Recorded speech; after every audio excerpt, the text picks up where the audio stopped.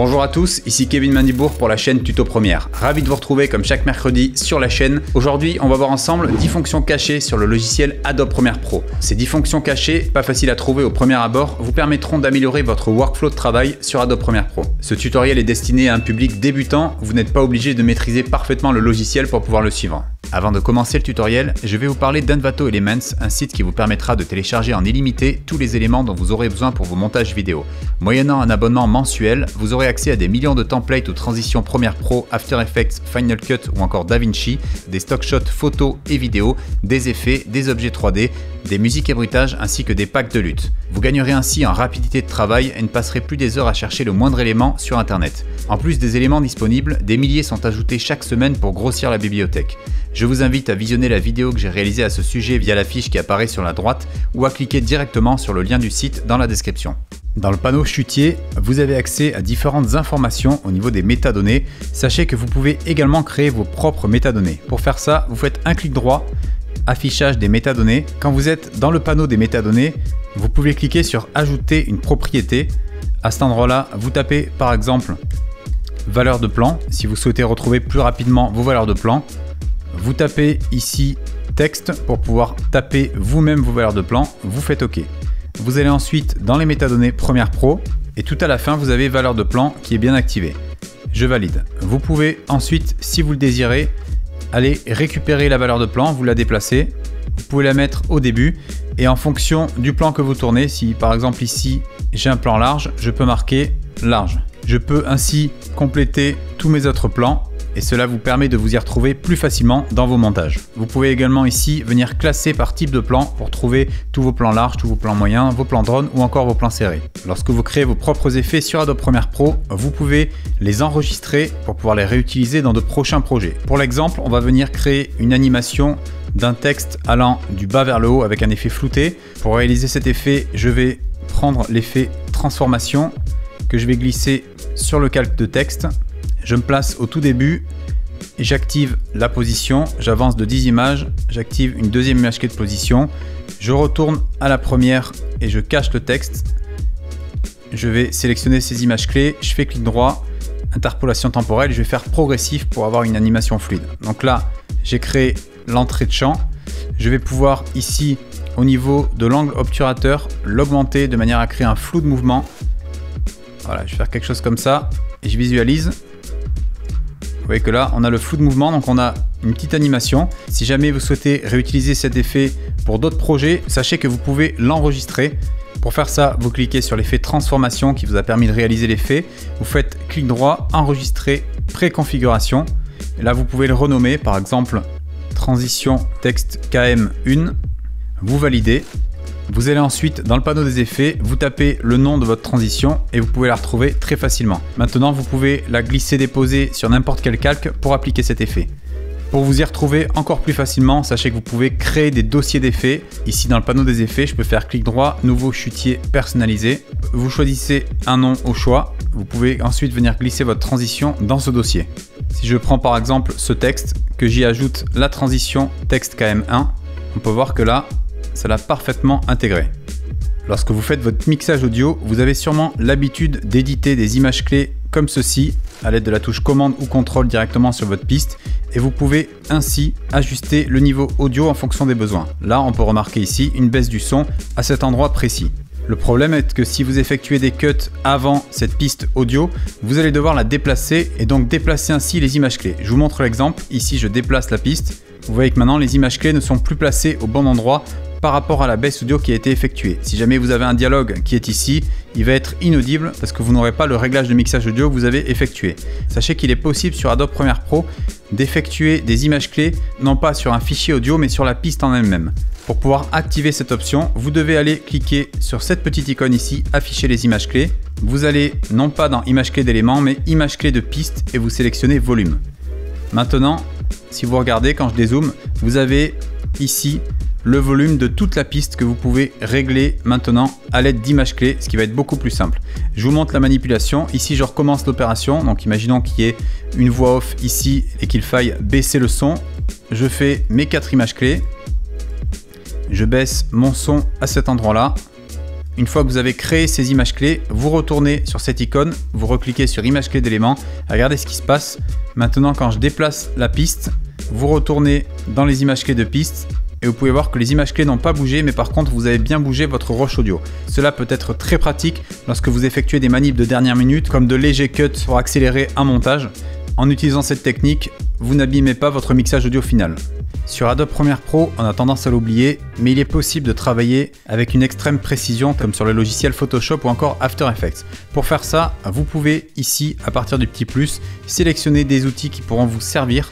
Donc il y a notamment les marges admissibles que vous pouvez venir faire glisser à cet endroit-là. Vous pouvez également venir afficher les repères, également les règles. En utilisant ces trois options, vous pouvez ici travailler avec une extrême précision. Si vous avez besoin par exemple d'avoir des repères précis pour placer un split screen, vous descendez ici un repère en cliquant à partir de la règle, vous en mettez un deuxième et là vous avez l'écran divisé en 4. Vous pouvez ensuite venir prendre un rush en cliquant sur trajectoire et vous pouvez venir le placer à l'endroit que vous désirez. Pour pouvoir me placer plus facilement, je peux utiliser le magnétisme. Pour faire ça, vous utilisez la touche commande ou contrôle. Regardez ce qui se passe. Le rush va venir coller au repère. Vous pouvez voir les deux lignes rouges ici en pointillé. Ça nous permet d'être vraiment précis au niveau des manipulations. Imaginons que je veuille placer un second calque. Donc je vais réduire l'échelle. En déplaçant ce second calque, si je veux le coller ici, je maintiens la touche commande et vous voyez, je peux le coller pile à cet endroit-là et là je sais que je suis parfaitement au centre au niveau de l'intersection. Je peux ensuite enlever les repères pour vérifier tout ça et là vous avez une création graphique propre et maîtrisée. A noter également, lorsque vous créez des textes, ici je vais faire commande T ou CTRL T, n'oubliez pas que vous devez utiliser ces marges admissibles, surtout si vous travaillez en télévision. Essayez de ne pas dépasser la première ligne ici, car sur certains téléviseurs, vous risquez d'être hors champ. Idem pour la verticale, essayez de rester dans ce premier cadre. Vous pouvez être amené à utiliser divers éléments graphiques pour vos montages vidéo. Il peut être très pratique de repérer la couche alpha, c'est-à-dire la zone de transparence de votre image. Sur After Effects, il y a une fonction très rapide pour l'activer. Sur Premiere Pro, c'est un petit peu plus compliqué. Pour voir votre couche alpha, vous devez cliquer sur le petit outil ici à droite de la fenêtre Programme et vous allez activer ici la grille de transparence. Comme vous pouvez le voir, toute la zone en damier représente la transparence de l'image, ce qui vous permet de repérer la couche alpha. A noter que cette fonction peut être très pratique si jamais vous avez besoin de faire des exports vidéo contenant de la transparence. Pour ce faire, n'oubliez pas que vous ne pouvez pas utiliser le format H264 pour récupérer la transparence, mais vous devrez passer par le format QuickTime en utilisant par exemple le format animation qui permet au niveau des réglages de récupérer une couche alpha. L'Apple ProRes 4K permet lui aussi de récupérer une couche alpha lors de l'exportation. Petite pause dans cette vidéo pour vous informer que j'ai créé l'école des vidéastes, une formation 100% en ligne d'une durée de 58 heures pour vous former au métier de l'audiovisuel. Vous y apprendrez notamment la réalisation vidéo, comment filmer vos images, choisir votre matériel ou encore piloter un drone ou un stabilisateur. Vous apprendrez également les logiciels Adobe Premiere Pro et After Effects. Mes formations complètes y sont incluses à l'intérieur. Pour vous faire une petite idée de cette formation, je vous invite à cliquer sur le lien dans la description qui vous permettra de visualiser une heure gratuite de cette formation. Sur Adobe Premiere Pro, vous avez la possibilité de sélectionner tous vos rushs grâce à un cadre de sélection avec le clic gauche de votre souris, mais sachez que si vous maintenez la touche commande ou contrôle enfoncé, vous pouvez sélectionner uniquement les cuts de vos médias. Cela vous permet par exemple, si jamais vous faites un cut dans un plan et que vous souhaitez supprimer ce cut, de pouvoir sélectionner uniquement le cut, d'appuyer sur la touche retour arrière et de pouvoir ainsi supprimer le cut. Vous pouvez également utiliser cette fonctionnalité pour rattraper une coupe. Imaginons que je ne veuille pas voir apparaître le début de la sculpture ici en haut à gauche et que je veuille directement passer à ce plan. Je peux me mettre par exemple ici, je fais commande ou contrôle, je sélectionne le cut. À ce niveau-là, vous pouvez venir reculer ici. Vous voyez, je supprime l'apparition de l'élément qu'on voit ici. En fait, ce que je suis en train de faire, c'est que, vous voyez, au niveau du timecode, je suis en train de couper ce plan-là avant et de démarrer celui-ci plus tôt. Une fois que vous avez réglé ça, vous regardez et là, vous avez donc le cut qui s'est déplacé. Si vous regardez visuellement ici, lorsque j'appuie sur ça, vous voyez que ça déplace la coupe. Donc, je peux la déplacer en avant ou en arrière et ainsi monter plus rapidement. Vous pouvez également appliquer la transition par défaut en cliquant là-dessus et vous avez une transition qui est directement appliquée. Lorsque vous êtes dans la phase de dérochage et que vous avez sélectionné tous les plans qui vous intéressent, vous vous retrouverez souvent avec ce type de montage, c'est-à-dire pas mal d'espace entre les différentes sélections. Vous avez une fonctionnalité sur Premiere Pro qui vous permet de supprimer tous les espaces vides entre les différents blocs. Je vous recommande amplement de mettre un raccourci clavier sur cette fonctionnalité. Ici, quand je sélectionne tout ça, que je fais commande ou contrôle retour arrière, vous voyez que ça me supprime directement les espaces vides. Pour créer ce raccourci clavier inexistant sur Adobe Premiere Pro, vous devez cliquer sur Premiere Pro, cliquer sur raccourci clavier. Au niveau des raccourcis clavier, vous entrez supprimer les espaces vides et à cet endroit-là, vous rentrez le raccourci commande supprimer ou contrôle supprimer. Vous gagnerez ainsi beaucoup de temps dans vos montages. Une des fonctions les plus utilisées en montage vidéo est la modification de vitesse. En effet, vous allez souvent avoir besoin d'accélérer ou ralentir vos plans. Je vous recommande amplement d'assigner un raccourci clavier pour effectuer des ralentis ou des accélérés. Ici, vous voyez, pour accélérer l'introduction de ce plan, je fais commande ou contrôle R. Je mets par exemple 300% et j'ai donc la vitesse de mon rush qui est augmentée. Pour faire ça, vous allez toujours dans les raccourcis clavier, vous tapez vitesse. Et dans éléments vitesse durée, vous pouvez assigner le raccourci clavier de votre choix pour régler votre vitesse et travailler plus rapidement sur Adobe Premiere Pro. Voici à présent un des raccourcis clavier que j'utilise le plus sur Adobe Premiere Pro. Lorsque vous avez plusieurs rushs qui s'enchaînent avec du dialogue, vous risquez d'avoir de nombreuses sautes au niveau du son, surtout si vous avez raccordé des prises qui n'étaient pas bonnes. Ce que je vous recommande de toujours faire au niveau des pistes son, c'est de lisser vos pistes. Pour faire ça, vous allez tout d'abord dans vos préférences, puis dans séquence, au niveau de durée par défaut de la transition audio, vous réglez ça sur 4 images. Vous validez, vous sélectionnez maintenant l'ensemble de votre montage et vous faites le raccourci commande MHD ou contrôle MHD. Cela vous a ajouté automatiquement de multiples transitions au niveau de toutes vos coupes et a ainsi lissé votre piste son. Cela vous donnera un mixage final beaucoup plus propre. Idem pour les transitions vidéo. Si jamais vous voulez appliquer une transition vidéo très rapidement, vous pouvez aller dans le panneau des effets, dans transition vidéo. Vous sélectionnez par exemple fondu. Ici, j'ai mis le fondu enchaîné. Vous faites clic droit pour définir la sélection comme transition par défaut. Maintenant, quand vous sélectionnez deux plans, que vous faites commande D ou contrôle D, vous avez directement la transition qui a été appliquée et vous pouvez le faire pour l'intégralité de votre montage.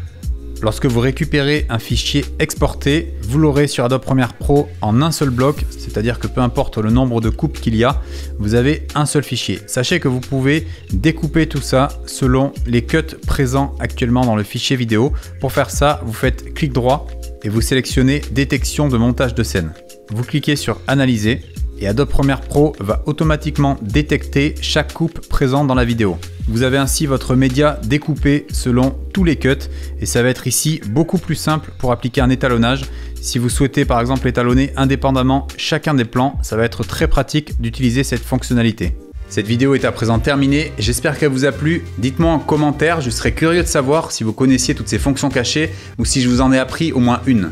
Si la vidéo vous a plu, n'hésitez pas à laisser un petit pouce bleu. Vous pouvez également vous abonner à la chaîne et n'oubliez pas d'activer la cloche. Vous pouvez me retrouver sur les réseaux Instagram, Twitter et Facebook et je possède également un site internet sur lequel vous pourrez retrouver l'ensemble de mes travaux ainsi que mon actualité. Je vous dis à mercredi prochain pour une nouvelle vidéo. D'ici là, n'oubliez pas, restez créatifs.